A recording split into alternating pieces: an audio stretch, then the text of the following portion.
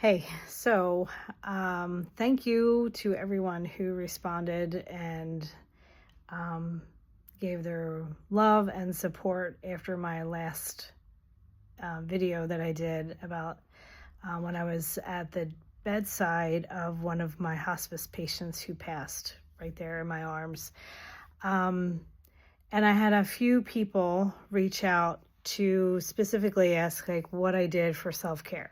Like how do I manage, how do I just to make sure that I'm taking care of myself, and also maybe to give some insights. So what I wanted to do is just kind of like share some of the things that I do in between sessions, in between, especially hospice patients. I do have private practice that I see um, those folks that can come into my studio. That's where I'm at right now.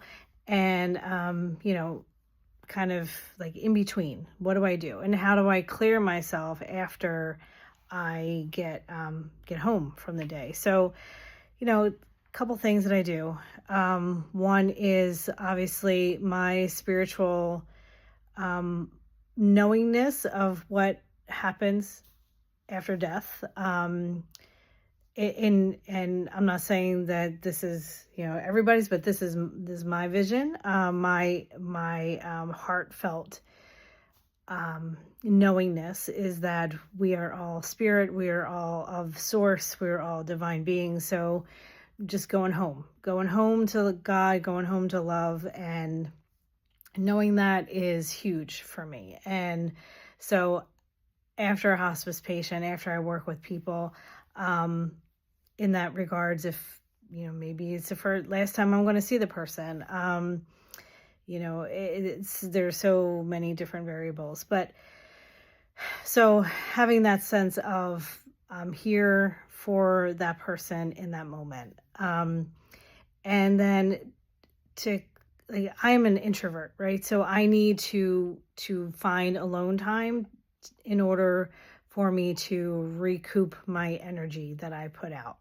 So I spend a lot of time in the car driving, and I will either have silence in the car, I'll have uplifting music. Sometimes I need to have like some Guns N' Roses on too. It depends, right? It depends on what my need is at the time. Like I jam out in the car if need be. I listen to music that's serene and soothing, or I listen to my audiobook, whatever it is, however it is in that moment in between sessions, I do that. And if I don't have time, right, and there's like session after session after session, I will do, of course, my heart math techniques where I'm connecting with my heart. I am breathing and filling myself with gratitude or love, compassion, any of those emotions that regenerate ourselves, our bodies. And so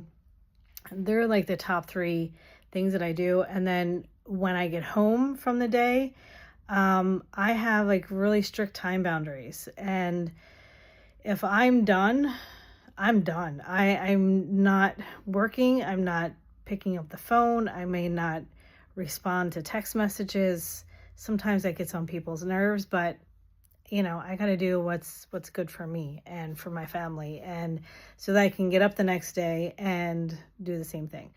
So that's pretty much what I do. And I think self-care is it's something that people find, you have to find your own toolbox, right? You have to fill your own toolbox with the tools that work for you.